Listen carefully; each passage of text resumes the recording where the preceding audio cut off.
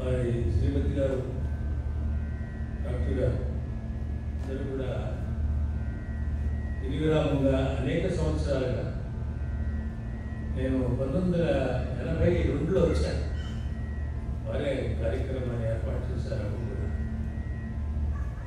నాది మన శంకర శాస్త్రి అక్కడ టౌన్ హాల్ పెట్టారు, పెద్దది, international heritage of the auditorium అని, కల్చరల్ ఆడిటోరియం అది ఇప్పటికీ ఉంది. అక్కడ అప్పటికే 100 సంవత్సరాలు దాటి ఆ హాల్ నిర్మాణం చేసి, ఆ హాల్లో కార్యక్రమం ఇస్తే గొప్ప, ప్రపంచ స్థాయిలో ఉన్నవాళ్ళే ఆ కార్యక్రమం ఇవ్వగలుగుతారు. అక్కడ స్టేజ్ ఇస్తారు. అలా ఈ కార్యక్రమం ఏర్పాటు చేసిన ప్రసాద్ గారు, ఇంట్లో ఉన్న శ్రీమాతి గారి యొక్క ఆతిథ్యం స్వీకరిస్తూ, అప్పటి నుంచి వారి కుటుంబానికి మాకు ఎంతో ఆంతర్యంగా మేము ఎప్పుడు వారిని క్షేమం సమాచారాలు అడుగుతుంటాను, వారు నన్ను ఫోన్ చేసి అడుగుతుంటారు. ఈ అద్భుతమైనటువంటి నిర్మాణానికి ఎన్నో ప్రణాళికలు వేశారు, మీ అందరికీ తెలుసారు. ఇంతవరకు ఎవరు వేయలేదు, ఏ సంస్థ కూడా ఇంతవరకు ఇలాంటి నిర్మాణాలు చేయలేదు. ఇంత అద్భుతమైనటువంటి రేపు శ్రీచక్రం వస్తుందండి, అది ప్రపంచంలో అత్యంత పెద్దది అన్నమాచార్య విగ్రహం. అది కూడా అంతే. వెంకటేశ్వర స్వామి గారు ఇక్కడ ఏదైనా కోరుకుంటే మీ పనులు అంతే అవుతాయి.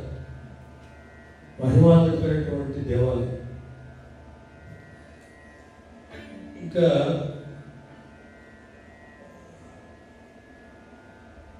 నరసింహస్వామి విశ్వరూప ప్రదర్శన, అది ఎక్కడ ప్రపంచంలో ఎక్కడ లేదు అలాంటి విగ్రహం.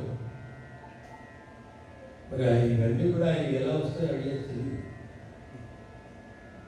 దాన్ని మళ్ళీ కార్యరూపం దాల్చి అయిపోయింది, ఎప్పుడో చెప్పారు కానీ ఇప్పుడు చూశాను.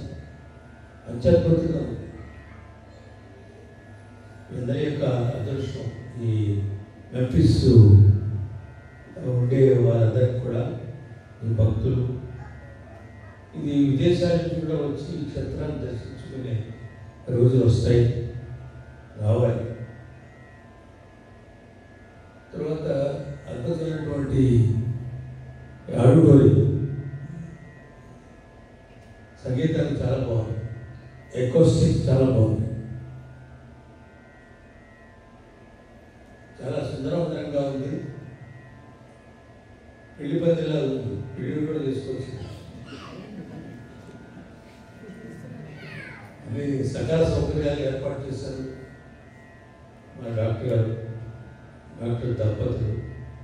అలాగే కార్యవర్గం కూడా చాలా ఎడ్యుకేటెడ్గా, డాక్టర్ గారు ఏం చెప్తుంది చేస్తాను కదా, ఏదైనా చెప్తుంది ఆచరణ జరిగే కార్యక్రమాలు చేస్తుంటారు. అప్పుడే నేను మళ్ళీ మధ్యలో కూడా వచ్చి ఇక్కడ గుళ్ళు వాయించాను. విగ్రహం అద్భుతం. నేను తిరుపతి దేవస్థానం ఆస్థానం కావచ్చు, వాళ్ళ స్వామివారిని చూసినట్టుగా నాకు అనిపిస్తుంది. అంత శక్తి ఉంది ఆ విగ్రహం. మీరు చాలా అందరూ కూడా అదృష్టవంతులు, రోజు దర్శించుకుంటున్నారు. వాళ్ళిద్దరు కూడా దంపతులు ఆయురారోగ్యాలతో, ఐశ్వర్యం చాలా ఉంది. దీంట్లో ఒక కార్యం కూడా తీసుకోండి, నిస్వార్థమైనటువంటి సేవలను ఆయన చేసి 100 సంవత్సరాలు ఆయుష్తో ఈ క్షేత్రానికి 100 సంవత్సరాలు కూడా అత్యంతమైనటువంటి కీర్తిని సంపాదించి గ్లోబల్గా ప్రపంచంలోని అద్భుతమైనటువంటి దేవాలయంగా తీర్చిదిద్దాలని విద్యాలని కూడా నేను ఆశిస్తున్నాను. ఇంకెన్నో నిర్మాణాలు చేపడతాను. అవన్నీ కూడా సంపూర్ణంగా వారి మనసులో వారి భావన ప్రకారం అన్ని జరగాలని స్వామివారిని కోరుకుంటున్నాను.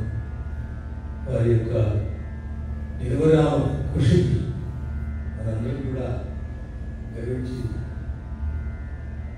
వారితో సహకారంగా మనం చేయగలిగితే మీకు కూడా పేరు ఉంటుంది. ఆయనకే కాదు, కార్యవర్గ సభ్యులకు, అక్కడ పనిచేసే వారికి, క్షేత్ర అధికారులకు, తర్వాత ఇక్కడ నుంచి అర్చకులు కూడా రావడం చాలా విశేషం. చాలా విద్వాంసులు ఉన్నారు. అద్భుతంగా రాగానే ఒక హ్యాపీనెస్, అద్భుతమైనటువంటి సాంస్కృతిక కళాక్షేత్రం అంటే ఇదే ప్రపంచంలో. చెప్పడంలోనే